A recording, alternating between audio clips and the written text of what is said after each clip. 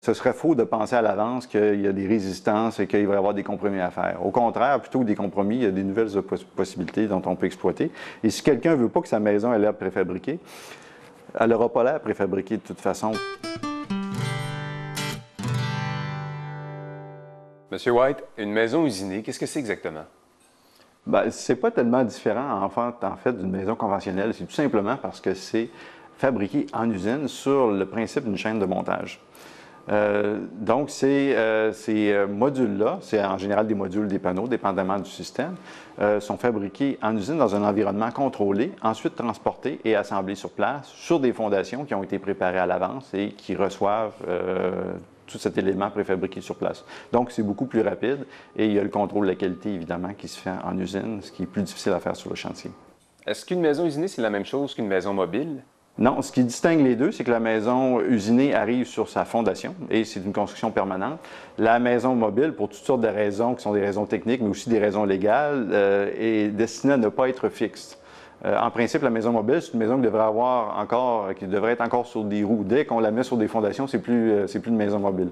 Et pour toutes sortes de raisons, donc des raisons d'avantages financiers à une certaine époque où on visait les plus bas prix possibles, c'est là que les maisons mobiles se sont multipliées. Mais ce n'est pas du tout le même produit. Comment ça se passe quand on veut acheter une maison usinée? Il faut commencer par savoir ce qu'on veut construire. Donc, la première étape, c'est de concevoir la maison. Il y a plusieurs possibilités. Il y a les constructeurs qui offrent des choix. Il y a aussi la possibilité, pour certains produits, dont des produits qui sont un peu plus innovants aussi, de faire affaire à des architectes.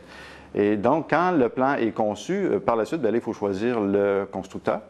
Et voir aussi qu'est-ce que le constructeur a à offrir, parce que le constructeur a toujours une expertise, une expérience aussi dont il faut tirer profit. Et il y a des options aussi qui sont offertes, donc choisir les options. Par la suite, bien, on communique ces informations-là au département technique qui vérifie le tout et qui, lui, convertit les idées, la conception de la maison en données techniques pour la fabrication. Par la suite, c'est la fabrication en usine en tant que telle, qui se fait sur le principe, donc étape par étape, d'une construction qui commence avec la structure, la finition, et on peut aller très loin dans la finition avant de livrer sur le chantier. Et quand ça sort de l'usine, bien, ça arrive sur des camions remorques qui les portent sur place, qui les transportent sur place.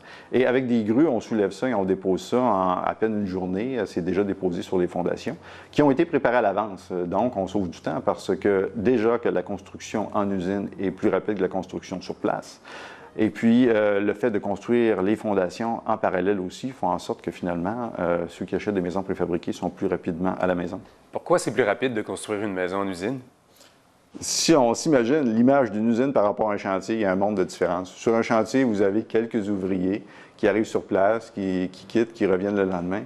Dans une maison en usine, c'est une vraie fourmilière, en fait. C'est que les ouvriers peuvent travailler en même temps. Vous ne pouvez pas isoler une maison si vous n'avez pas mis de toiture en réalité sur un chantier. Alors que dans une usine, tous ces gens-là peuvent travailler en même temps. Ils ont des positions ergonomiques aussi. Plutôt que d'être sur des échafaudages ou être exposés au vent, bien, ils sont dans une atmosphère contrôlée, ils sont protégés donc de l'appui de l'environnement climatique qui n'est pas toujours clément, évidemment, tel qu'on le connaît au Québec. Et ces gens-là, donc, peuvent travailler en même temps dans une position idéale. Ils peuvent même collaborer dans un sens où, à un moment donné, avec, je dirais plutôt que d'avoir 5 ouvriers qui travaillent sur votre maison en même temps, il peut y en avoir 45. Et ces gens-là peuvent même se déplacer. Il y a des gens qui se déplacent d'un endroit à l'autre parce qu'il peut y avoir une demande de ralentissement, de façon à assurer toujours la progression de la maison de la manière la plus efficace possible jusqu'à la sortie de l'usine. Est-ce que c'est le seul avantage de construire ce genre de maison en usine plutôt que sur place? Bien, il y a l'avantage, comme je disais, du temps, bien sûr, mais il y a aussi l'avantage du contrôle de la qualité.